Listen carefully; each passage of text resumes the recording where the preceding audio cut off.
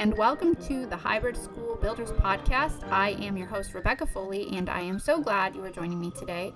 I am a fellow grassroots founder who is hoping to make your journey toward founding a sustainable hybrid school a little bit easier.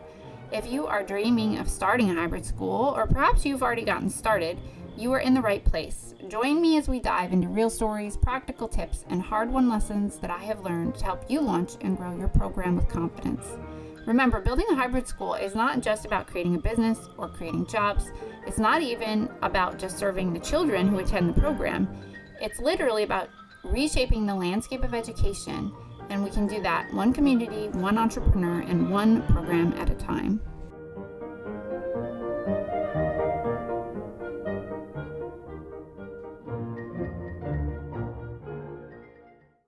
Hello again, friends. I am back. I had a brief break last week because I got to go on a short trip to Virginia, which was quite fun. And now I'm reading a biography on Jefferson after going to Monticello and Montpelier.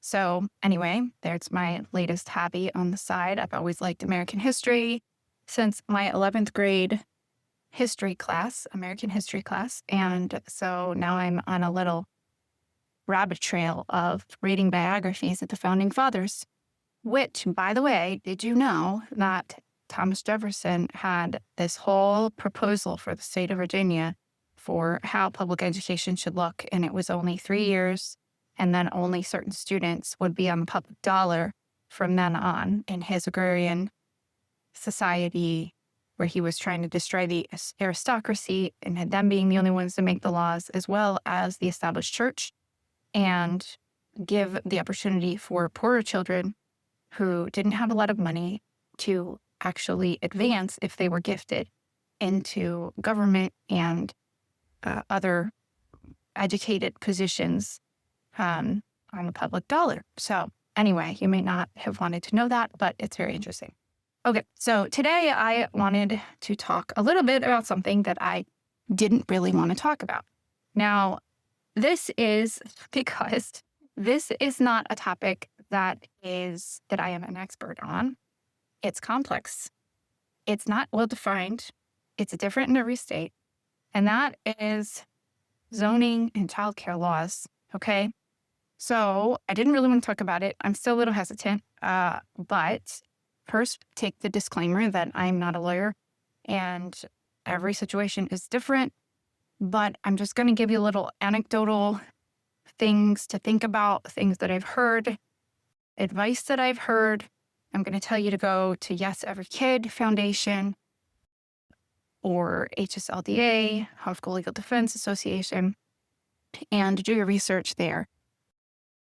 More research there. Yes Every Kid has a new edupreneur resource center. You can even set up to talk to somebody there. They have resources and stories about how some of these things have been handled. Okay, so now that I've gotten that out of the way, at Providence Hybrid Academy, we never did run into, thank God, issues with zoning or with the county or the district as far as our designation, what we were doing, why the kids were there, or any of that. Okay.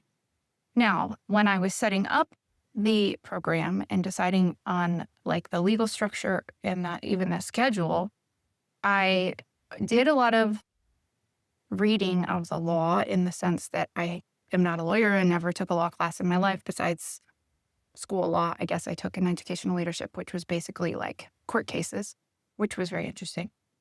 But I never read the Pennsylvania state law until that's not true. As a homeschooler, I guess I did read a portion of it to see what the law actually said about what homeschoolers were supposed to be doing.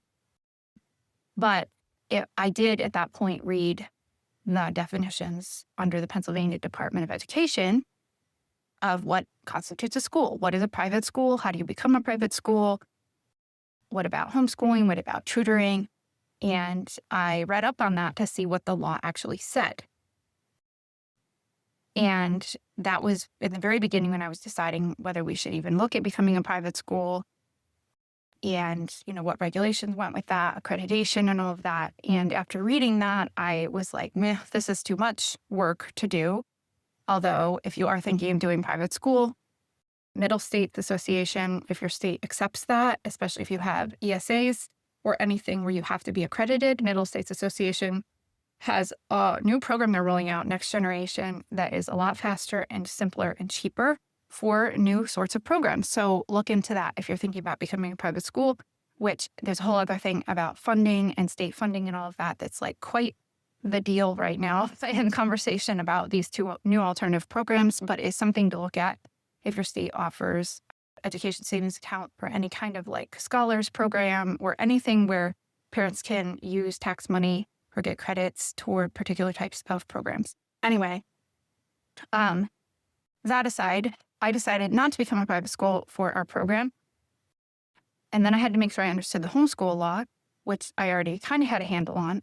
But it was essentially, if you're a homeschooler, you're the supervisor of a child's education, and you declare that to your district. And under Pennsylvania law, you, as a parent, you're a homeschooler, and you are essentially declaring through your affidavit that you are removing your child from the public education oversight, in as far as you're only going to submit to their oversight through you being the supervisor. Okay, removing yourself from the school being the supervisor of the child's education. You're taking that responsibility on yourself, and then you just have to fulfill the rest of the requirements to be a homeschooler, which in Pennsylvania, besides that affidavit and the educational objectives, includes meeting with an evaluator and showing them sample work, and then getting a letter from the evaluator, the approved evaluator, that you then have to send into the district. But the district doesn't actually see the child's work. They just see the letter from the evaluator that says that the child has made progress in their work. Okay, so once you know that and you say, okay, well, our program is going to serve homeschoolers. Now, all of the students that are attending the program are therefore under Pennsylvania homeschool law, okay? And the parents are deciding how to deliver the education to the children. If they use co-ops or online programs or our hybrid school to help them with that, that is their business, okay? So by setting ourselves up as essentially a supplementary program, we were not a school. Okay. However, we have kids who are dropped off at the location, school-age kids, without parents on premises, okay? Now, here's where you get into childcare law, okay? Except that you don't. All right, this is where I was hesitant to talk about this because every state is different. You have to read both the childcare law in your state, as far as like childcare centers, the regulation on childcare centers, as well as the homeschool law, okay? Now, the childcare law in Pennsylvania, I also read Pennsylvania state law. Now, these are two different things, okay? A childcare regulation is regulating childcare, okay? Essentially, it's daycare centers, okay? Daycare centers generally serve children who are not of school age, and they have a lot of regulations, and sometimes they serve children who are school age before and after school care, okay? And this language is in the law in Pennsylvania. So when I read the childcare laws, I was like, our youngest kids are 5, and they're school age kids, and it clearly uses words like school age kids and non-school age kids. That's in the law.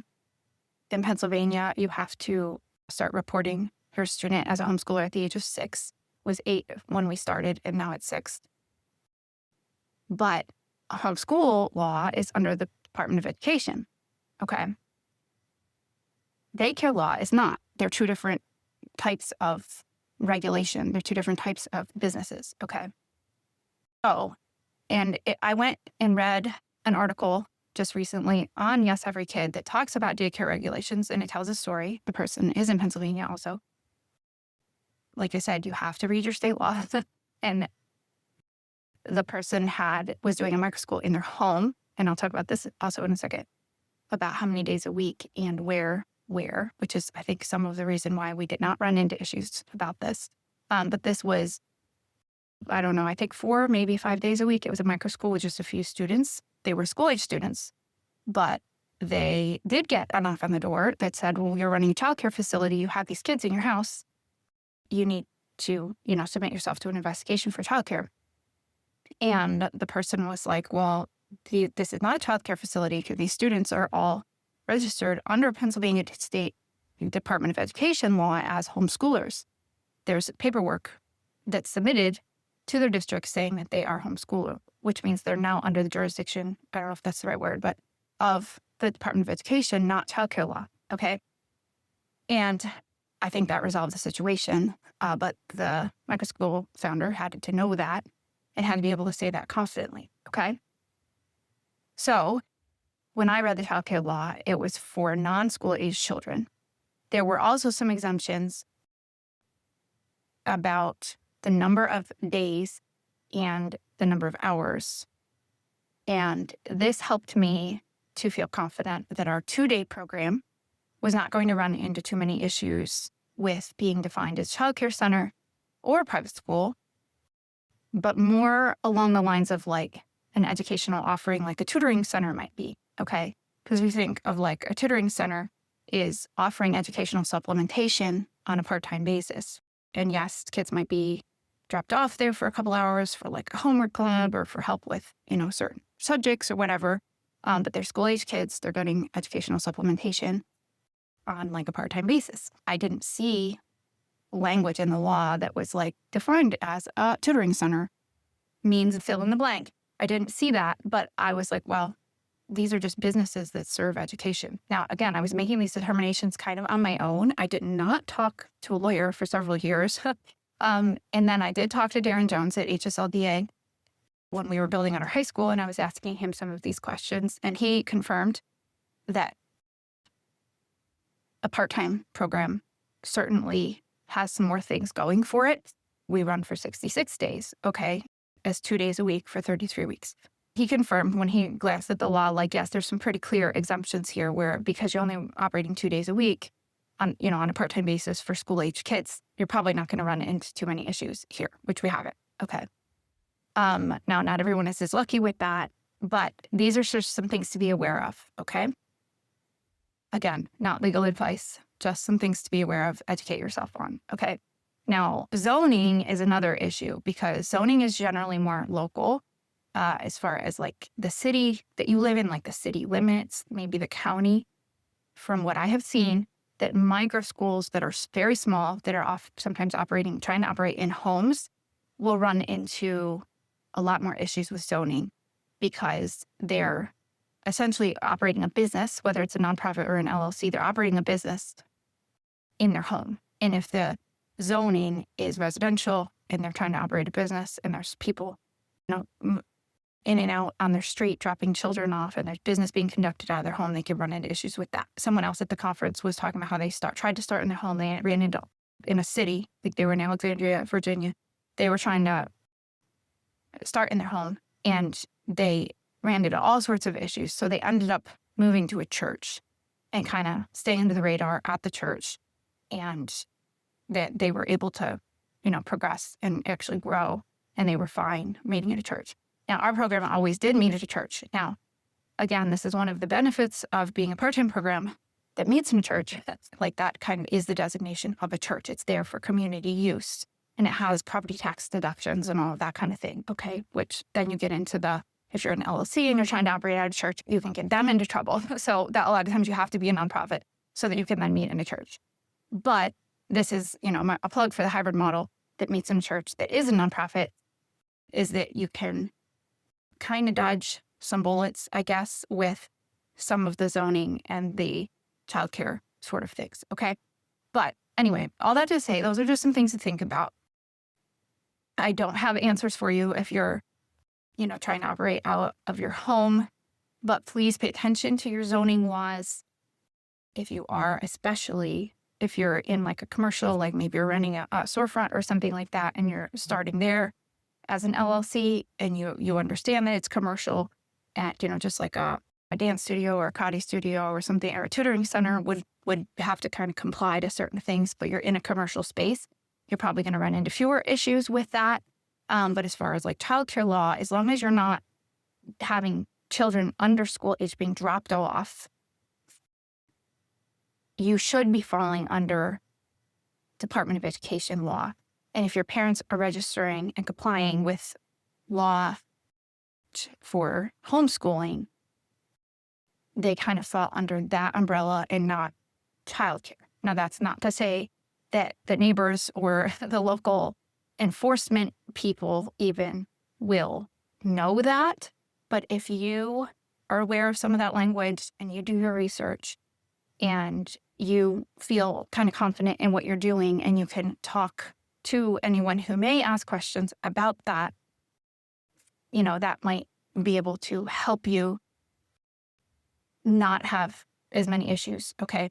But if you are having young children under school age, you may very well have to legally comply with childcare law, okay? But again, you can read your state. You can, maybe talk to a lawyer. If you're really feeling like you just really don't know and you read the law and you're like, I don't know, I think I am going to have to comply with some of this to do the program I want to do, please talk to a lawyer about it and get some advice on it, okay? Because you do want to be compliant. As much as I'm a libertarian at heart, and maybe don't agree with all the laws that are out there, we don't want to put a bad face to the educational entrepreneur movement by not complying by being illegal. I do not want to encourage that by any stretch of the imagination. So you do want to have models that are compliant, but we're kind of operating in a pioneering territory here where things aren't really defined. Microschool isn't defined in the law in most states. I think there might be one or two that actually have put those words in the laws in the last few years, but hybrid schools aren't really defined. You're kind of in this gray, ambiguous, like, what are you again? Like, we don't even have a word for that. Like, I don't know what category to put you in. That's kind of the state in most states. That's kind of what's going on in most places. So it's confusing maybe because it is confusing. There isn't a black and white definition for all of it. There isn't a clear bucket to put you in of childcare center, school, homeschool. But I have always found it helpful that if you stay as a part-time model, especially if you operate in a commercial or a church, you don't take children under school age for drop-off, and your parents are registering as homeschooling. That has worked for a program that I co-founded, and it seems when I listen to other programs and some of the issues that they're dealing with that they are not doing one of those things, and that's what maybe doesn't help the case a little bit. On the other hand, I am not the only person who says that sometimes asking for forgiveness and not permission is okay. I feel like doing that if you're confident in what you feel informed, like maybe you talked to a lawyer, maybe you just read up on HSLDA, you read your state law, you feel like you're doing things, like you could really pretty confidently go to somebody and say, no, I'm part-time, I'm this, and I don't fall under that law. And you could feel pretty confident about what you're saying, that asking for forgiveness and not permission is a good idea.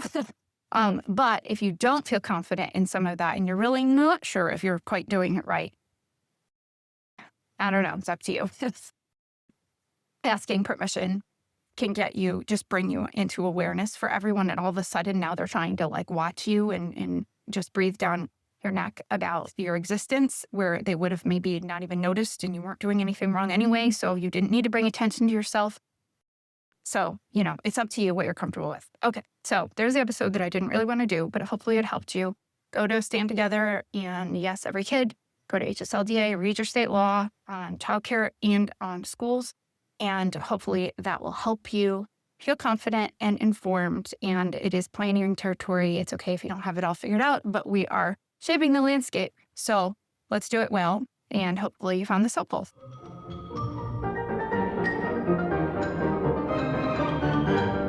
Thanks so much for listening today. Don't forget to subscribe and make sure you check out the resources I am developing at startahybridSchool.com. Send me an email anytime. I would love to hear from you. Until next time.